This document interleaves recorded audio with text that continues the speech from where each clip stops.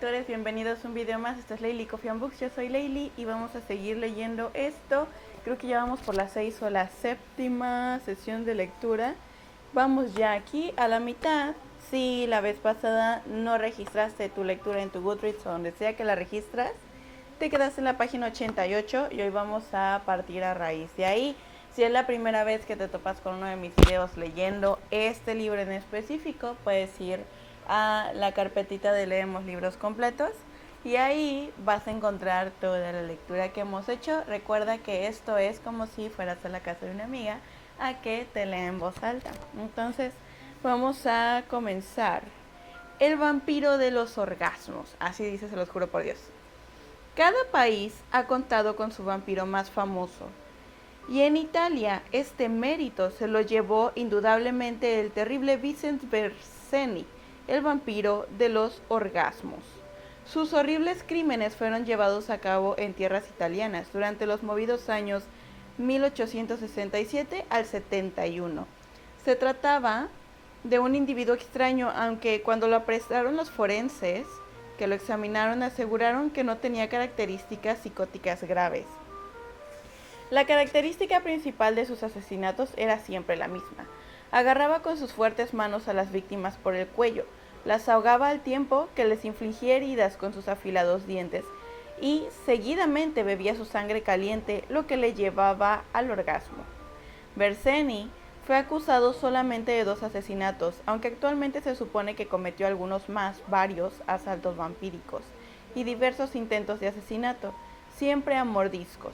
Su primera víctima fue una adolescente de 14 años llamada Johanna Motta. La joven salió a hacer unas compras a una aldea vecina durante una mañana de diciembre y no volvió a su casa. Pocos días después se descubrió su cadáver tendido al lado de un camino. Se encontraba totalmente desnuda y su cuerpo se hallaba horriblemente mutilado. Su asesino, además, en un extraño ritual, le había llenado la boca con tierra. Los dientes del criminal le habían desgarrado los muslos. Le había arrancado a sí mismo los intestinos y los genitales, los cuales fueron hallados algo más tarde cerca del lugar. La policía comprobó que faltaba una parte de la pierna derecha de la pobre muchacha, la cual fue encontrada poco después envuelta en una tela bajo un montón de paja. El pavor se cernió sobre gran parte de Italia, aunque poco a poco los ciudadanos fueron olvidando el caso. Pero el siguiente verano, concretamente en agosto, una mujer joven y madre de familia apellidada Fregeni salió a trabajar al campo de su propiedad. Al anochecer no regresó a su hogar. Todos se pusieron a buscar a la mujer de 28 años, muy querida en la región, y cuando encontraron su cadáver totalmente desnudo pudieron ver horrorizados cómo su cuerpo estaba mutilado. En su cuello se veían también rastros de una correa, y al examinar la policía más de cerca el cuerpo pudieron percatarse de que unos dientes, posiblemente humanos, habían desgarrado su abdomen con el propósito de extirpar sus intestinos. Pocos días después, una joven de 19 años, María Previtali, salió al campo para ir a trabajar cuando observó que su primo Bersani la seguía. María, aunque confiaba en su pariente, se asustó, pues existía una verdadera psicosis a raíz de las muertes anteriores y algunas extrañas desapariciones. María corrió, pero su primo, un joven de 22 años y fuerza superior, la agarró del cuello y la tiró al suelo. Forcejearon y la muchacha logró librarse del asesino al que primero amenazó y luego rogó para que la dejara, lo que increíblemente Bersani hizo. María corrió a avisar a las autoridades de lo que había sucedido y éstas apresaron al criminal. La confesión del vampiro fue recogida por Krafft Ebing, parte de la cual por su interés pasamos a transcribir. La comisión de aquellas hazañas le producían un placer indescriptible, casi lascivo, acompañado de erección y eyaculación. Tan pronto como hacía su víctima por el cuello experimentaba sensaciones sexuales. Lo mismo la sentía si la mujer era vieja, joven, fea o guapa. Usualmente, apretar solo el cuello ya les satisfacía, en cuyo caso les perdonaba la vida. En los 2 casos conocidos de asesinato, la satisfacción sexual se retrasó y entonces continuó apretando hasta matarlas. Aseguraba que la complacencia experimentada en estos actos era mayor que el placer de la masturbación. Las mayugadoras en las piernas y los muslos de Johanna Motta fueron producidas por sus dientes cuando le succionaba la sangre con el mayor de los placeres. Desgarró un poco de la carne de una pantorrilla y se la llevó consigo para asarla en casa, pero por el camino decidió esconderla debajo de un pajar por miedo a que su madre sospechara de él. También se llevó restos de ropa e intestinos a cierta distancia, pues le producía placer olerlos y tocarlos. La fuerza que poseía en los momentos de placer sexual era enorme. No era tonto, pero cuando cometía tales delitos jamás observaba nada a su alrededor, probablemente como resultado de una gran excitación sexual. Después de cada uno de estos crímenes se sentía sumamente dichoso. Nunca tuvo remordimientos de conciencia ni se le ocurrió tocar los genitales de las mujeres asesinadas. Aunque esto parece ser mentira, pues llegó en uno de los casos a extirparlos con los dientes, y tampoco violaba a sus víctimas. Se concentraba en asaltarlas y chuparles la sangre. Y aquí hay una foto que dice: el vampiro humano y la sexualidad han ido siempre muy unidos, y en las reseñas que aquí presentamos podemos ver las sexopatías de algunos de estos individuos. Y tenemos esta interesante foto de acá.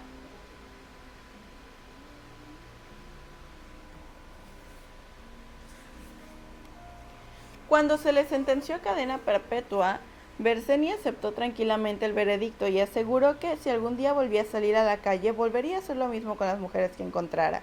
Alguien consiguió entrevistarlo en la cárcel, donde se masturbaba constantemente, y el vampiro le contó que cuando tenía solamente 12 años, su juego favorito era retorcer el cuello a las gallinas, y después achacar estas muertes a las comadrejas. Seguidamente explicó con orgullo: siento una delicia inefable al estrangular a las mujeres, y durante este trabajo siento placeres sexuales y erecciones. Me place más que masturbarme, y me complace chuparles la sangre caliente, pero lo que más placer me da es quitar los alfileres de la cabeza de mis víctimas. El comportamiento de este sujeto fue sin duda de lo más repugnante, pero el diagnóstico de los médicos, que no vieron síntomas psicóticos en él, es más vergonzoso todavía. Más de un siglo después de su muerte en la cárcel, aún los italianos recuerdan con horror al vampiro de los orgasmos. Y pues ya, esa es esa historia. Ahora vamos al 3.5 con el vampiro de las ventanas. A lo mejor este vampiro le emociona a las ventanas. Vamos a ver. En el año 1960, gran parte de la zona norte central de Argentina vivió un tiempo de terror, principalmente las féminas. Como mínimo 15 mujeres habían sido atacadas por un vampiro que se introducía por las ventanas mientras dormían, y tras atacarlas a la cama les mordía el cuello, principalmente la garganta, y bebía su sangre. Se desconoce si después las violaba, pues la policía no quiso dar información al respecto, pero parece que no, aunque sufría erecciones mientras torturaba a sus víctimas. La gente sentía gran temor ante el vampiro, que se presentaba siempre totalmente vestido de negro. Un 14 de febrero, un policía que hacía su ronda por la calle oyó unos gritos, y al dirigirse a la casa de donde salían los espeluznantes alaridos, vio como de una de las ventanas salió un sujeto vestido de negro. El agente lo siguió con cautela hasta una cueva cercana y una vez allí buscó ayuda. Se reunieron varios agentes que decidieron entrar en la lúgubre cueva. Sus linternas alumbraron en su interior a un individuo vestido con una capa negra y sombrero de copa del mismo color, que estaba sumido en un estado parecido al coma, aunque bien podría tratarse también de un estado catatónico. La policía se echó sobre él y se lo llevaron detenido. Resultó ser un hombre joven de unos 25 años de edad, llamado Florencio Fernández. Ante el juez reconoció su vampirismo, pero se negó reiteradamente a explicar por qué lo hacía. Tampoco, como ya es habitual en este tipo de sujetos, se arrepintió de sus fechorías. Y ya. Ahora 3.6. El vampiro de Nueva York. En la inmensa ciudad norteamericana vivió y mató en tiempos relativamente recientes un extraño personaje al que los especialistas conocen como el vampiro de Nueva York. Su verdadero nombre era Salvador Agrón, y cuando fue detenido contaba solamente 16 añitos. Era de origen hispano, más concretamente puertorriqueño. No se sabe exactamente a cuántas personas llegó a matar, pues los crímenes en la gran ciudad norteamericana, diría yo, Son tan numerosos cada día que resultaba imposible llevar un control, pero en los que se achacaron al hispano se daba la extraña circunstancia de que siempre se encontraba la víctima clavada en la puerta de su casa con un bastón estoque atravesándole el corazón. La policía averiguó que Agrón tenía un ayudante de la misma edad y también de su misma procedencia. Este respondía al nombre de Antonio Tony Hernández y hacía para Agrón las funciones de acólito. Sus víctimas eran apuñaladas con una daga ritual y se desconoce si bebía su sangre, aunque parece ser que los motivos de estos crímenes eran totalmente vampíricos, pues cuando el 3 de septiembre de 1959 la policía neoyorquina atrapó a Salvador, este dijo textualmente: "Yo soy Drácula, rey de los vampiros, por lo tanto, vosotros nada podéis contra mí. Yo soy invencible e inmortal, si me lleváis a la silla eléctrica me da igual. Cuando creéis que estoy muerto, yo ya me habré reencarnado en otro muchacho, que también será vampiro". Mamón. Seguimos. Al ser llevado a la cárcel, los policías pudieron observar que sobre su robusto pecho llevaba un extraño tatuaje en el que se podía ver a Jesucristo en la cruz, todo él bañado en sangre. Curiosamente, este tatuaje era muy similar a las imágenes que se le aparecieron en los sueños que John George Hyde, más conocido como el vampiro de Londres, tenía antes de asesinar y beber la sangre de sus víctimas. Bueno, vamos al 3.7, una fuerza superior, el vampiro de Londres, justo el güey del que se hablaba aquí arriba, el que también tenía su tatuaje. Aquí les voy a compartir un sticker que en su momento yo le puse al libro. Vean, un cupcake. De hecho tengo el gusanito, la tentación de aprender a hacer cupcakes. Ahorita ando con la moda de hacer hielitos, tipo cubitos, bolis de sabores. Ahora hice de guayaba con yogur, pero normalmente los hago de Oreo y pues, no sé, creo que voy a seguir haciéndolo porque de verdad me divierte mucho. Pero continuamos. Una fuerza superior, el vampiro de Londres. El otro güey que también tenía tatuado las cruces. Vamos a ver. Posiblemente, de entre todos los vampiros humanos del siglo XX, el que más popularidad alcanzó fue John George Hyde. Ajá, sí es el mismo güey. Esta popularidad le vino sin duda a raíz de la gran cantidad de artículos que la prensa americana, británica y francesa publicó sobre este asesino. Pero además, sobre todo en los países de habla hispana, por el libro que Fierce Traffer escribió sobre él hace más de 30 años, en el que recogía sus entrevistas con dicho vampiro cuando éste se encontraba en la cárcel. Hyde nació el 24 de julio de 1909 en la industriosa ciudad de Stanford, en el condado de Lincolnshire, de origen muy humilde. Al parecer sus padres pertenecían a una extraña secta conocida como Hermandad de Plymouth, lo que los hacía puristas y disciplinados hasta el fanatismo. Le prohibían toda clase de juegos y diversiones, e incluso leer los periódicos y jugar con otros niños. Pese a todo ello, Hyde, hombre inteligente como era, consiguió el título de ingeniero. En 1934 se casó con Beatrice Hammer, que lo abandonó un tiempo después al averiguar que era un estafador. Hyde fue encarcelado por ese motivo y al salir de la cárcel en 1936 conoció a William Donald McSwan, que sería tiempo más tarde su primera víctima. A lo largo de los siguientes 7 años fue encarcelado en varias ocasiones, siempre por estafa. En 1944 volvió a encontrarse con Donald, con el que mantenía algunas relaciones empresariales, y el 9 de septiembre lo asesinó. Según la propia confesión de Hyde, lo mató a golpes. Seguidamente le abrió el cuello con una pequeña navaja y trató de recoger la sangre caliente en un recipiente, pero no lográndolo acercó sus labios a la herida y la absorbió directamente con profunda satisfacción, según él mismo confesó. Una prostituta a la que llevó a su casa para disfrutar de sus servicios fue también asesinada por él, que vivió su sangre con una pajita de refresco. Ese mismo día mató también a los padres de su primera víctima, Donald, y se bebió también su sangre. En lugar de el vampiro de Londres, le hubieran puesto el vampiro de la pajita. En el frío y lluvioso mes de febrero de 1948, el vampiro de Londres fijó sus ojos y apetitos en un joven médico llamado Archibald Henderson, y de paso en su preciosa y joven esposa Rose, a los que mataría para beber igualmente su sangre. Lo mismo hace con una joven, Mary, a la que conoce durante unas vacaciones estivales y a la que seguirá una anciana de 72 años, Olive Durand Deacon, a la que mató el 18 de febrero de 1949 dándose con su sangre un verdadero festín. Haig aseguró después que lo movía a una fuerza superior y que los 9 asesinatos que había llevado a cabo, como citamos textualmente, harán posible que yo parta... Espérate. Repito este párrafo porque hasta me enredé. Haig aseguró después que lo movía a una fuerza superior y que los 9 asesinatos que había llevado a cabo, como citamos textualmente, harán posible que yo parta fuera de este mundo terrenal. O sea, le gustaba mucho.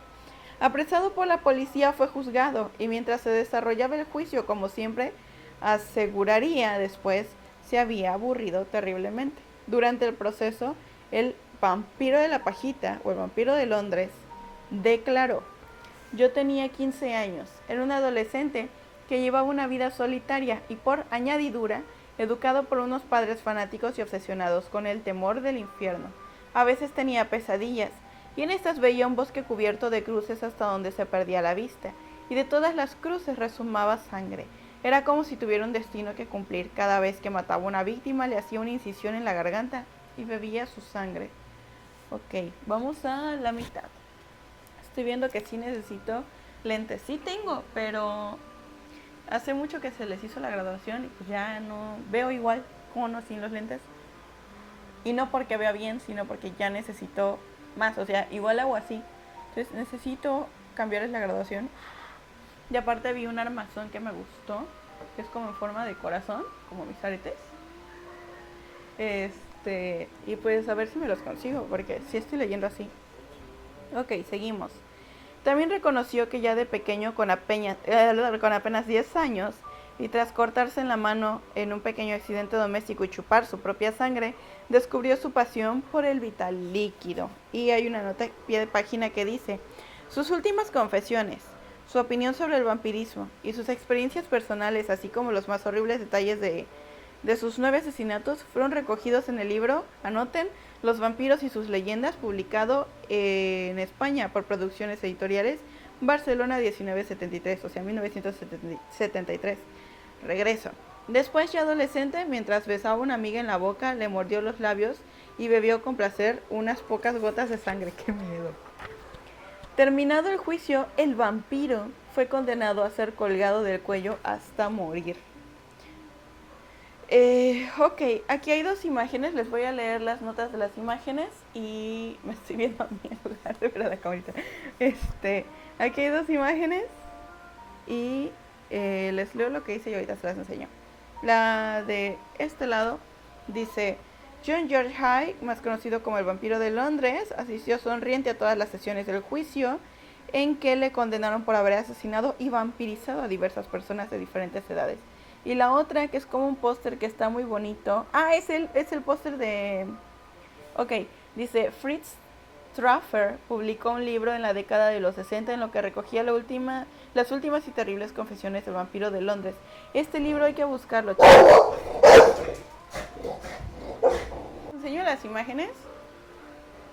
Esta es la de este güey. Y esta es la del libro que hay que buscar: Los vampiros y sus leyendas. Ahí tomen el screenshot o anótenle. Y si alguien lo encuentra, pongan el link en comentarios. Yo también voy a ver si lo puedo encontrar. Estaría chido leerlo. 8.3. El basurero vampiro.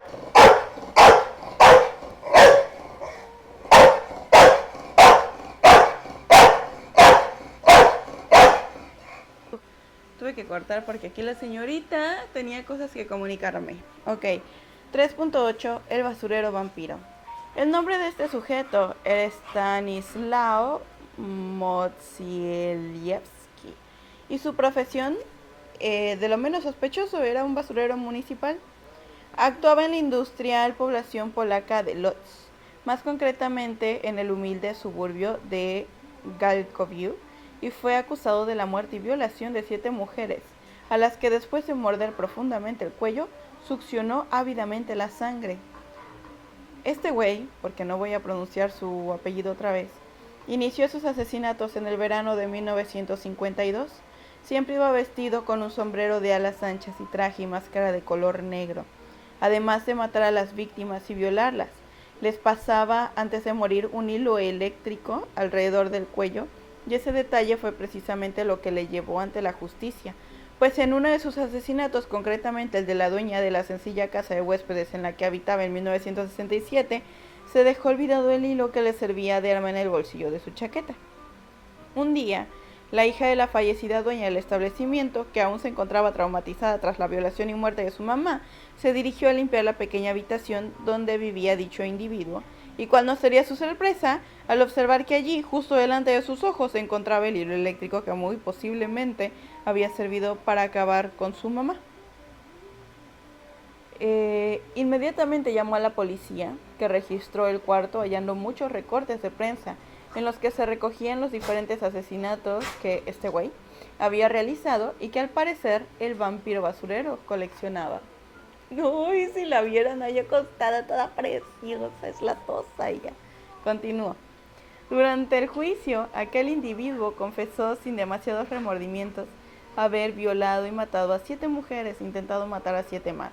Aseguró estar convencido de la fuerza y poder del vampirismo y en una de sus últimas declaraciones dijo: somos animales, comemos animales, y eso no conmueve a nadie, la sociedad mata, y hay que vivir. Polonia, tierra de vampiros por antonomasia, volvió a sufrir la pesadilla de otro bebedor de sangre. Ahora, vamos con el vampiro de Düsseldorf.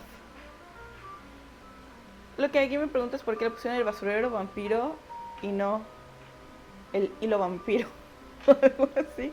De hecho, leí el año pasado, me parece, Audition. Y hay una escena por ahí, no voy a decir en qué parte para no spoilear demasiado, aunque sí es spoiler.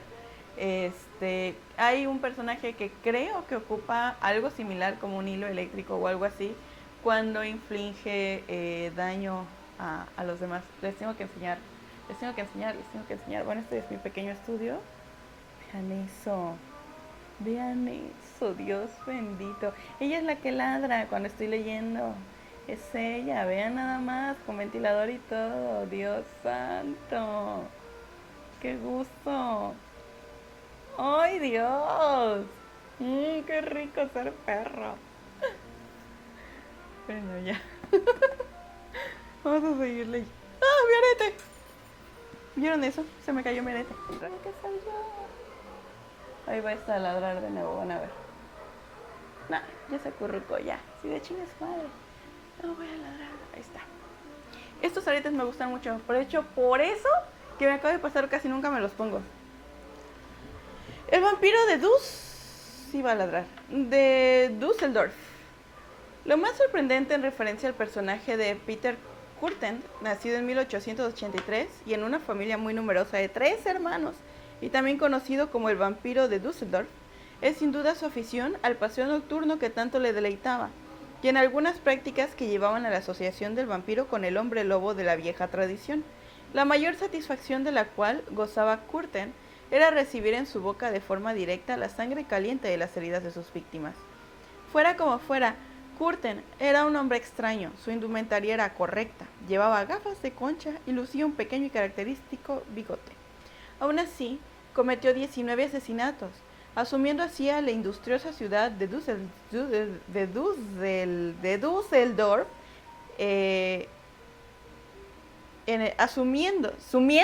sumiendo así a la ciudad esta en el pánico y el terror durante una larga época y dándole una reputación de horror a dicha zona que pronto se extendería por todo el continente europeo.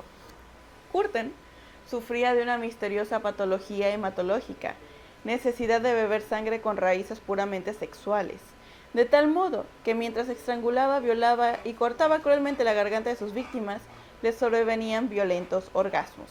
Sabemos que años antes de convertirse en un vampiro, con solo 30 años ya había matado y violado a una niña de 13 años a la que no llegó a beber su sangre. La madre de Kürten era una persona amable y hogareña a la cual él adoraba. En cambio, su padre era un hombre violento y alcohólico. Empeñado en buscar los sentimientos que le transmitía su madre, Kürten se casó con una mujer de las mismas características que esta. Sin embargo, su esposa se unió a él por obligación, o más bien por coacción, ya que Curtin amenazó con matarla si no se emparejaba con él. Hijo de su madre. La esposa de Curtin... No, bro, espérate, estoy leyendo. La esposa de Curtin nunca tuvo noticias de sus actos criminales hasta el final, cuando él mismo se lo contó de forma perversa. Como consecuencia, fue su propia mujer quien lo denunció a las autoridades. ¡Qué bueno! Durante su juicio, Curtin, que aquí ya lo escribieron diferente, también dirigía terribles cartas a los padres de las víctimas, en las que confesaba abiertamente que él necesitaba la sangre al igual que otras personas necesitaban alcohol. El estúpido este. Curtin estuvo encarcelado por asalto y hurtó en diversas ocasiones, pero nunca se le identificó como el vampiro de Düsseldorf hasta el final de su carrera de asesino. Y tras arrestar en su lugar a un hombre llamado Hans Strausberg. Realmente, por su apariencia, a Curtin solo podría acusársele de ciertas características poco viriles, como el uso de brillantina, producto casi desconocido en esa zona en ese tiempo, fue el uso de polvos faciales. Uno de los espectadores en el juicio, Fritz Lang, se inspiró en Curtin para la posterior realización en 1932 de la película titulada M. Hay que buscarla. En abril de 1931, Curtin fue sentenciado a 9 penas de muerte. No apeló contra la sentencia y se limitó a esperar pacientemente el momento de su ejecución. Las prácticas de este individuo son muy parecidas a las de su compatriota antecesor Fritz Hartmann, más conocido como el vampiro de Hannover, que, de profesión militar, mezcló su radical homosexualidad con el asesinato. Posiblemente expulsado del ejército, Hartmann montó una carnicería en la que, al parecer, y según consta en las posteriores investigaciones que realizó la policía, se cobró la espeluznante cantidad de 600 cadáveres adolescentes de edades que variaban entre los 12 a los 18 años. Este sujeto mataba a sus víctimas de un mordisco en la yugular y, tras dejar que se desangraran, los cuarteaba para vender sus carnes, o sea, los destazaba, vaya. En algunos casos, con la ayuda de su socio Granz, llegó a elaborar salchichas, que por cierto tenían fama de exquisitas en el barrio. En relación a esto, cabe señalar que parece ser que existió un tercer miembro en este club vampírico del que solo conocemos su nombre, Charles o Carlitos, el que al parecer era carnicero de profesión, el que probablemente y seguramente hacía las salchichas. El vampiro de Hannover fue condenado a muerte y ajusticiado, mientras que a su socio pagó sus aberraciones con 12 años de cárcel. Cuando mordía el cuello de sus víctimas, Hartmann aseguraba sentir un gran placer. Aquí hay una fotito que creo que es de Nosferatu. Ahorita, sí es. Dice: Max Krech, misterioso y tenebroso actor alemán, protagonizó en 1922 la más impresionante película de vampiros, Nosferatu, el no muerto, que popularizó la siniestra figura de los bebedores de sangre en el comienzo del siglo XX. Vamos a terminar, justo con este pedacito de acá. En diversos países occidentales se han dado este tipo de individuos, y como veremos en el capítulo dedicado al vampirismo en España, algunos de estos personajes lo hacían por interés crematístico, más que a causa de enfermedades mentales, como es el caso de Enriqueta Martí, prototipo de la popular y temida sacamantecas, que durante siglos llenó de terror a niños y adultos en todo nuestro país. Y nos quedamos ahí. Si están anotando, rastreando, traqueando la lectura, te quedaste en la página 102 del libro Vampiros, mito y realidad de los no muertos, el archivo del misterio de Iker Jiménez, por Miguel G. Aracil. Acuérdense que todos los créditos a quien corresponden. Yo nada más estoy aquí leyendo, compartiendo con ustedes. Y ya la próxima semana les leo el capítulo 4, pero pues espérenme. Si lo tienen y se quieren adelantar, no hagan spoiler.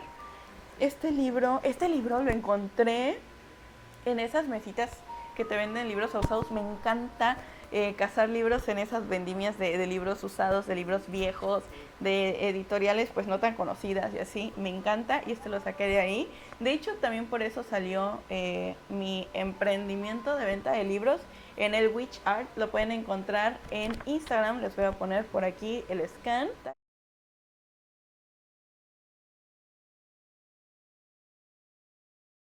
y luego para que me vayan a ver. Si están en Veracruz, les puedo hacer entregas. Y pues vamos viendo poco a poco. También tengo joyería artesanal, bla, bla, bla, bla.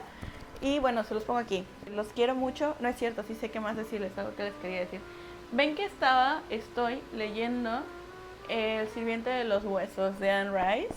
Bueno, ya voy aquí. Voy muy lenta. Mi TBR de julio involucra 4 o 5 libros y apenas voy aquí y es el primero. Entonces, yo solita me pegué un tiro en la pata. Sabía que iba a pasar probablemente. No soy una lectora tan rápida, pero estoy disfrutando mucho la lectura. Si no acabo mis 28 libros que me prometí para el mes, no pasa nada. Y también dije que iba a terminar, o al menos que iba a estar con de Coloreanding. Sí, estaba coloreando. Y así, está muy padre. Este es para lettering, porque un amigo me regaló unos fabulosos plumones de lettering. Muchas gracias. Entonces dije, esto no es para nada pintar cualquier pendejada. Me tengo que comprar un libro de lettering y aprender a hacer lettering. Y pues en eso estoy. Y pues según creo que sí estoy aprendiendo un algo. Ahí están mis ejercicios y así. Y lo que más me encanta es que aquí te da permiso de sacarle copias para que sigas practicando, cosa que sí voy a hacer. Sí les tomé fotos a esas páginas. Y bueno, en cuanto al sirviente de los huesos, como siempre, empieza, ya les conté la vez pasada, como que así, cuéntame tu historia, bla, bla, bla, eres fantástico y eres un ser que no comprendo y eres completamente hermoso, ¿no? Entonces, Ariel le está contando a... ¿Cómo se llama este güey? Tiene un nombre largo, el protagonista. Bueno, el que escucha la historia tiene un nombre largo. Pero le empieza a contar así toda su vida y que vivía en Babilonia y todo eso, ¿no? Y pues ven que ahí que el pecado y que no sé qué. Espero que no estarme equivocando del lugar. Según yo bíblicamente ahí es donde había toda perdición, ¿no? Entonces hay un dios con el cual este chico se lleva muy bien. Ariel, cuando era humano, se lleva muy bien con ese dios. Y pues eso lo lleva a que su papá de Ariel, del espectro, digamos, que estamos escuchando la historia, cuando él era persona, le juega una mala pasada y es por eso que va a llegar a ser el sirviente de los huesos. Claramente sí le voy a hacer una reseña, sí hay muchas cosas que me gustaría desvelar de aquí, sin embargo, creo que si hago eso perdería un poquito el sazón de sorpresa para quienes lo vayan a leer, pero les juro que ustedes se van a enterar porque hay un cráneo dorado, que es un cráneo bañado en oro y se imaginarán lo que se imaginarán.